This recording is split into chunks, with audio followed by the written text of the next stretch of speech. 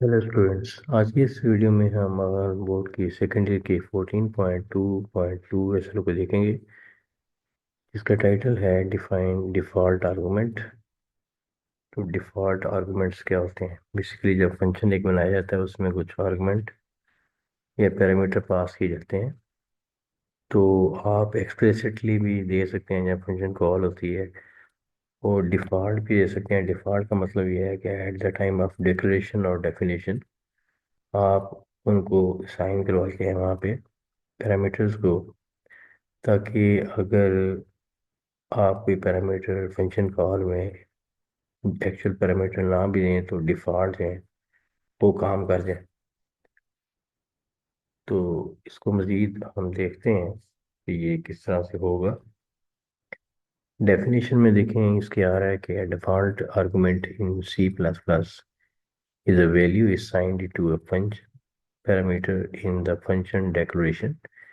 If the function is called without specifying a value for that parameter, the default value is used.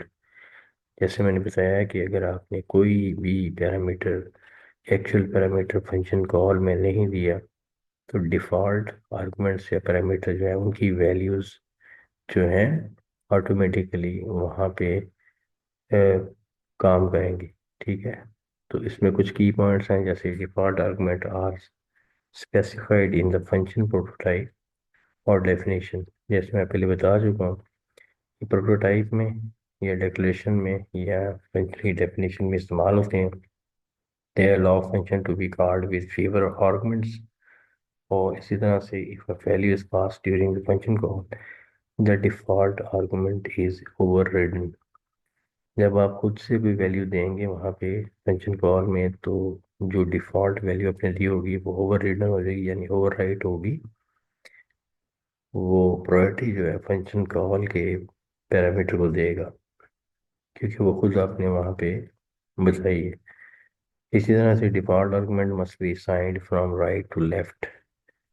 तो ये भी हम देखेंगे कि किस तरह से कोड में ये फ्रॉम राइट टू लेफ्ट कैसे साइन होते हैं फंक्शन पैरामीटर्स।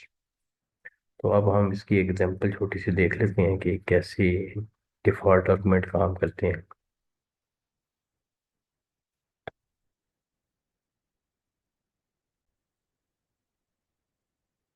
तो इसकी एग्जांपल देखने के लिए मैं डेव सी प्लस प्लस का एडिटर जो है वो ओपन कर लेता हूँ।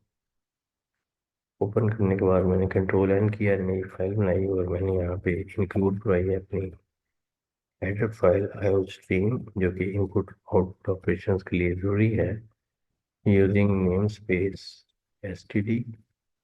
और उसके बाद मैं एक यहाँ पे एक फंक्शन बनाना चाह रहा हूँ जो ऐड करेगा तीन नंबर्स को, तीन नंबर को ऐड करेगा। और ये याद रखें कि हम इसमें डिफ़ॉल्ट आर्गुमेंट जो है वो यूज़ करेंगे। फंक्शन कॉल में हम एक पैरामीटर ऐड करके देखेंगे और बाकी दो जो है वो डिफ़ॉल्ट होंगे। फिर दूसरा दो पैरामीटर ऐड करके देखेंगे और तीसरा जो है डिफ़ॉल्ट होगा। और फिर तीनों पैरामीटर हम ऐड करके देखेंगे और देखेंगे कि किस तरह से फंक्शन कॉल में जो डिफ़ॉल्ट वैल्यू है वो ओवर रिडन हुई है। ठीक है। तो यहाँ पे इसकी डेफिनेशन बना लेते हैं। इंटीजर ऐड उसका फंक्शन बना दिया मैंने, और पहला पैरामीटर इंटीजर टाइप का है, ए दे दिया, इंटीजर बी, इसकी वैल्यू फर्स्ट में 10 असाइन कर दी मैंने।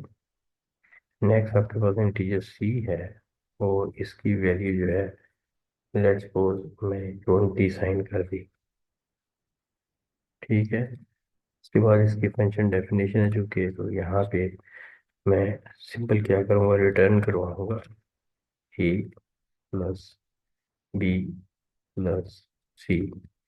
रिटर्न करा, इसमें आप स्पेस भी दे सकते हैं ऐसे, रीडेबिलिटी पर्पज के लिए कंपाइलर को इससे कोई फर्क नहीं पड़ता, लेकिन अपना अपना अपना कोड जो है वो रीडेबल हो जाता है।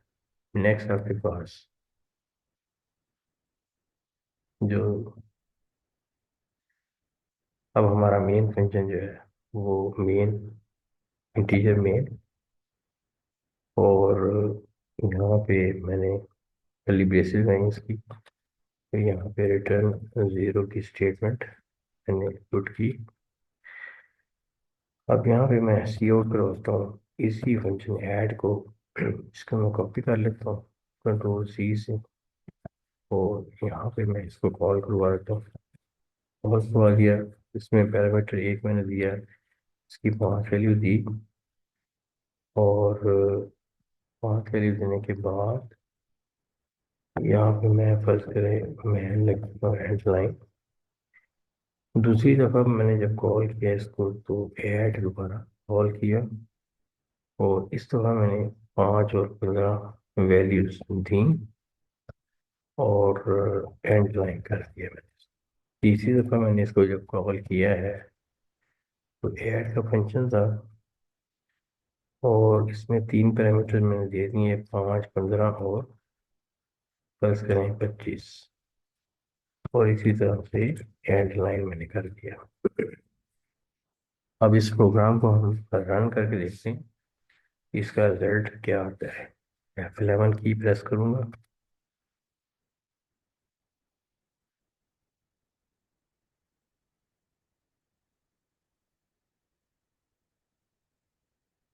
F11 की प्रेस की, और यहाँ पे ऐड का फंक्शन, इसका प्रोग्राम का नाम ऐड रख दिया मैंने।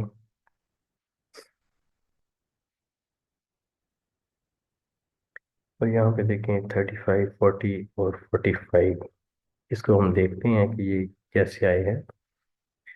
35, 40 और 45, पहला जब पैरामीटर मैंने पास किया 5, तो यहाँ पे क्योंकि डिफ़ॉल्ट आर्गुमेंट नहीं दिया हुआ था तो ये 5 एज इट इज़ पास हुआ। ठीक है, बाकी पैरामीटर ऑटोमेटिकली इसमें इंसर्ट हो गए, ये बी और सी। 10 और 20 जो है वो 30 हो गए, और ये 5 जो है ये 35 बन गया। उसके बाद अगला जो फंक्शन कॉल मैंने की, ये आप लिख सकते हैं यहाँ पे फर्स्ट फर्स्ट, यहाँ पे आप लिखते हैं फर्स्ट फर्स्ट फंक्शन कॉल,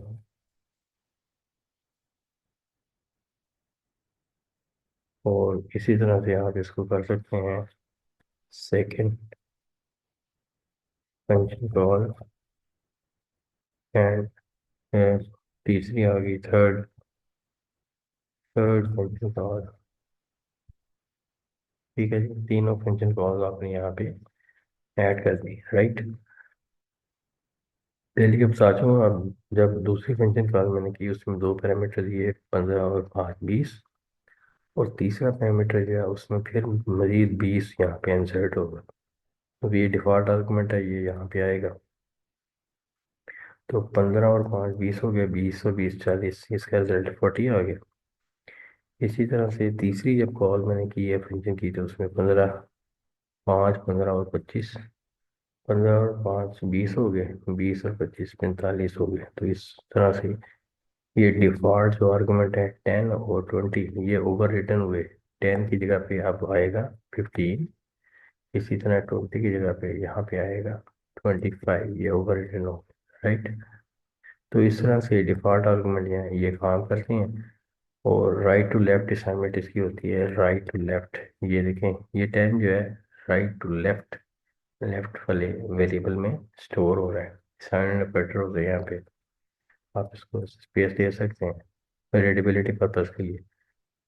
तो इस वीडियो में हमने देखा है कि डिफ़ॉल्ट आर्गुमेंट्स हैं वो कैसे काम करते हैं, और उनकी तरतीब बड़ी इंपॉर्टेंट है। जिस तरह आप लेंगे उसी तरह से वो होंगे। दूसरा ये है कि डिफ़ॉल्ट वैल्यू जो है वो ओवर रिडन होती है अगर आप पूरे के पूरे पैरामीटर जो है वहाँ पे फंक्शन कॉल में दे देते हैं। तो मैं उम्मीद करता हूँ कि ये वीडियो जो है आपके लिए काफ़ी ज़्यादा हेल्पफुल होगी। Thank you very much.